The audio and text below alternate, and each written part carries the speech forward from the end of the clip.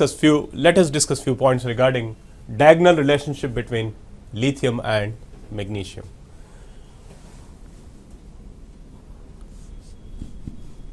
See, lithium,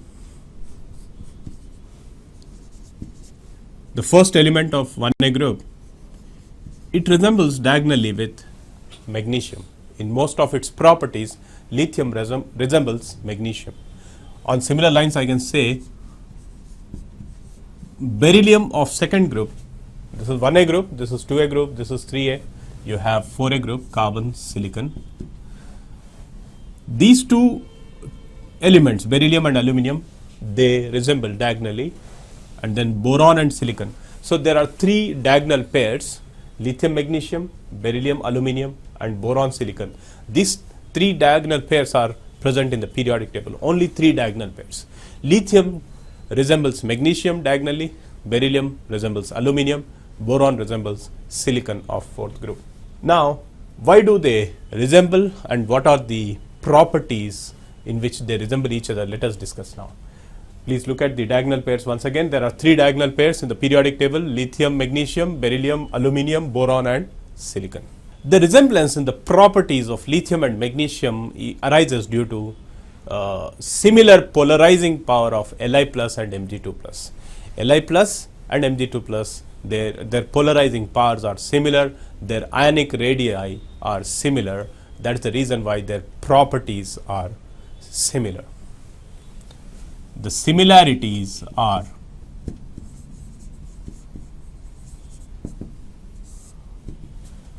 number one,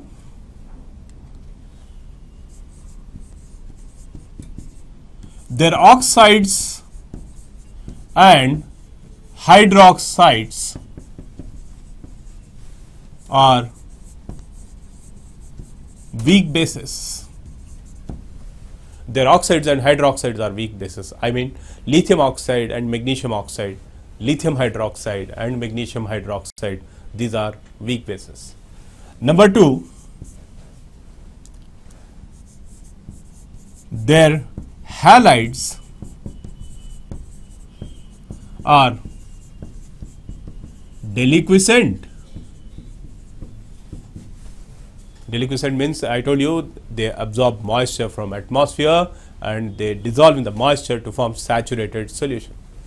Their halides are deliquescent and exist as hydrates.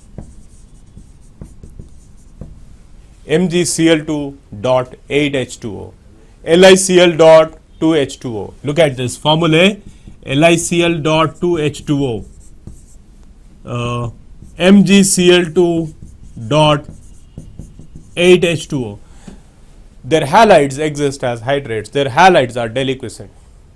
Look at the similarities. Their oxides and hydroxides are weak bases. Their halides are deliquescent and exist as hydrates. Another point of similarity.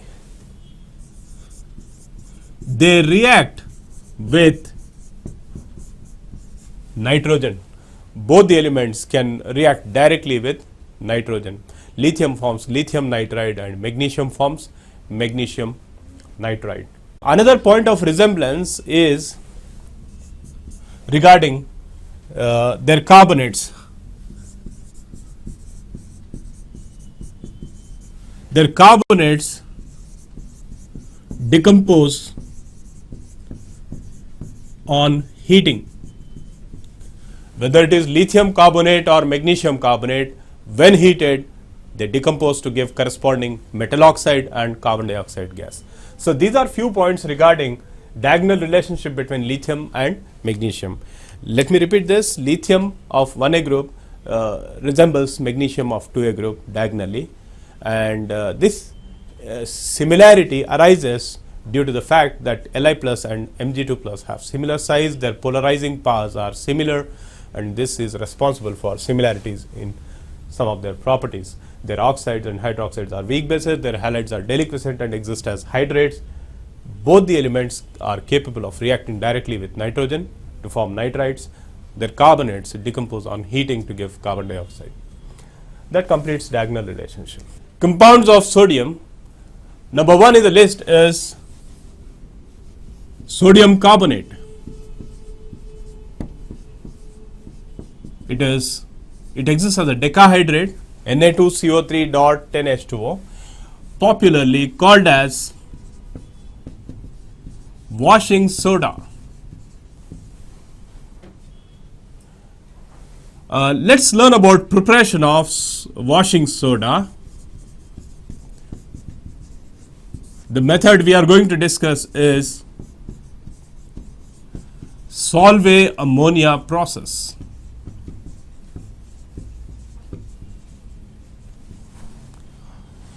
The raw material used in this method,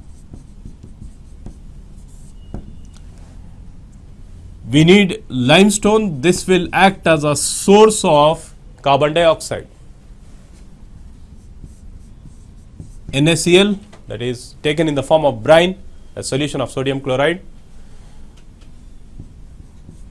We need ammonia also. Let's see the reactions involved in this process. Ammonia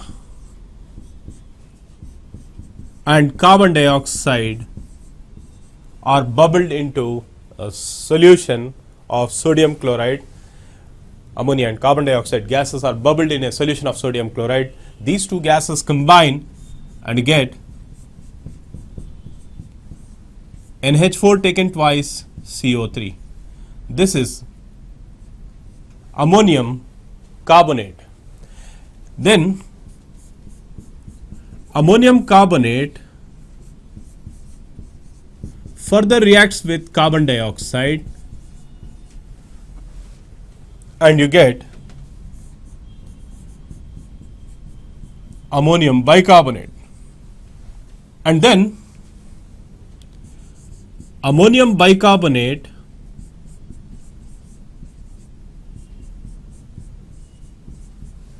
reacts with sodium chloride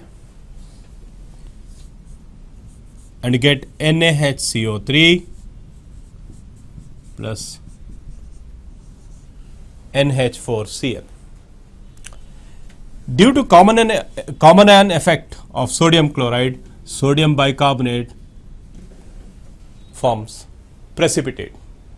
I'll tell you once again, in aqueous solution of sodium chloride, we are constantly passing ammonia and carbon dioxide gases. Due to this, you get ammonium carbonate formed in the solution. It will not come out as a precipitate. It exists as NH4 plus and CO3 2 minus. On further passing of carbon dioxide, the carbonate changes into bicarbonate because the pH of the solution will be decreased, and then there is an exchange reaction taking place between ammonium bicarbonate and sodium chloride. The reason is low solubility of sodium bicarbonate. Because of its low solubility, it precipitates out and you can filter it out.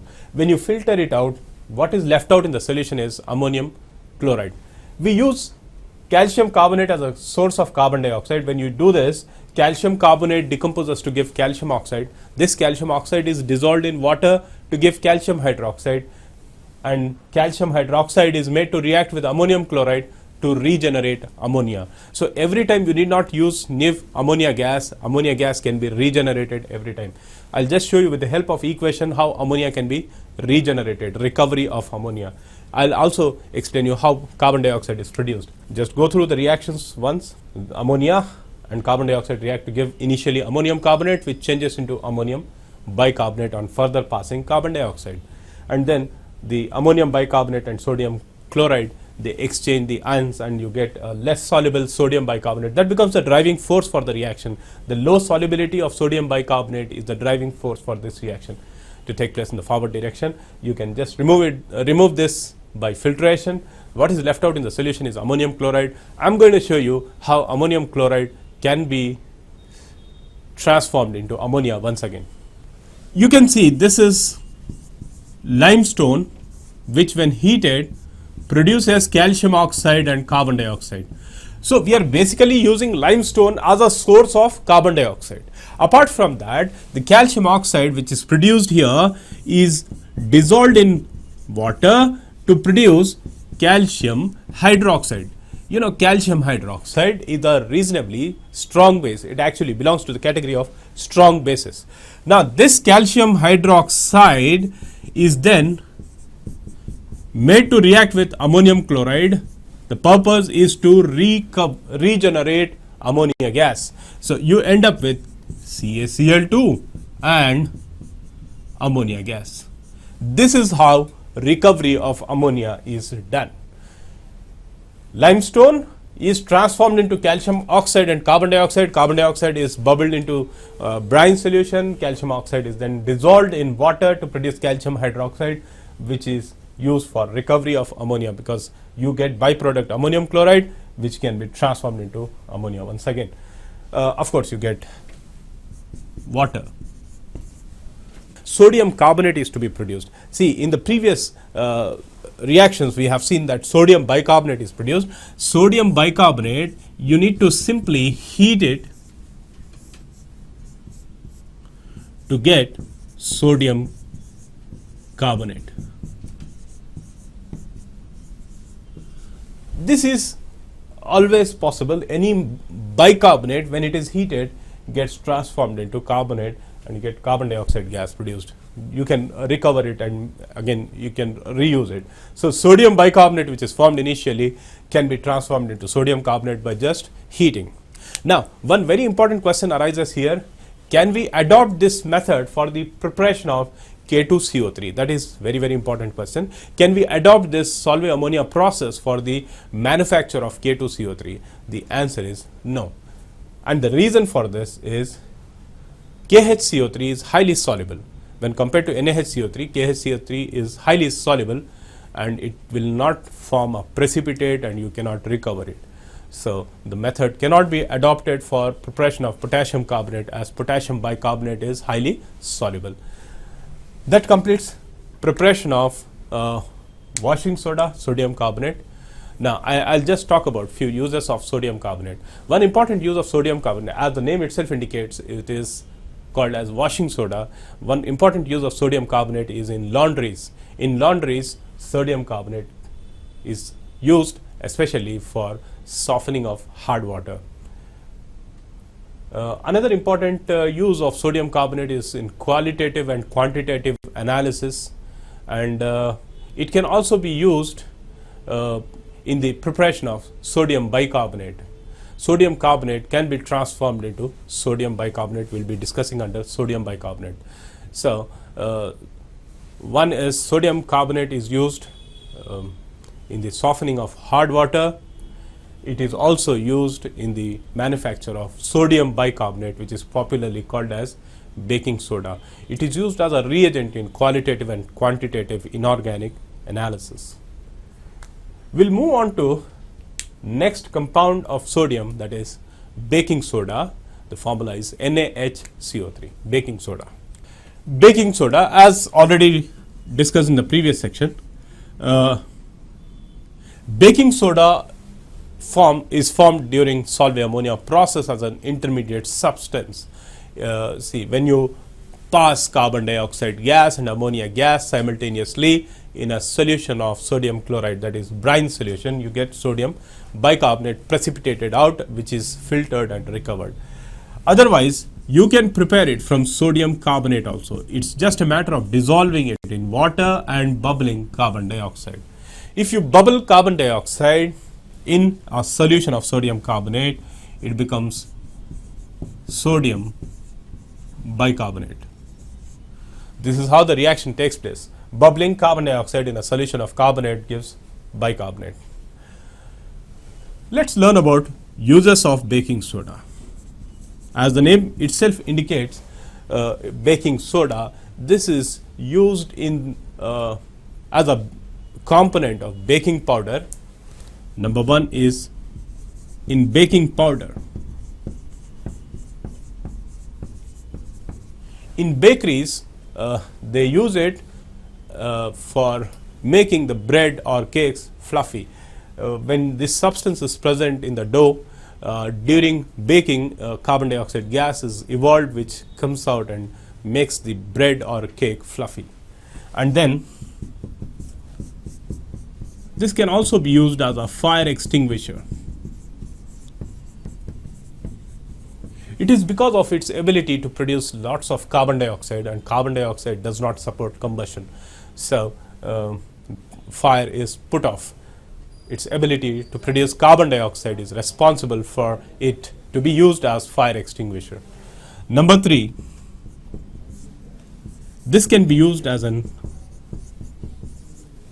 antacid. Sodium bicarbonate is a mild base and therefore can be used to treat acidity problem, as it is used as an antacid. This can also be used in effervescent drinks.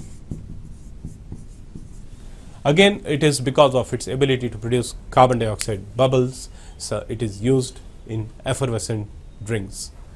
That's about baking soda.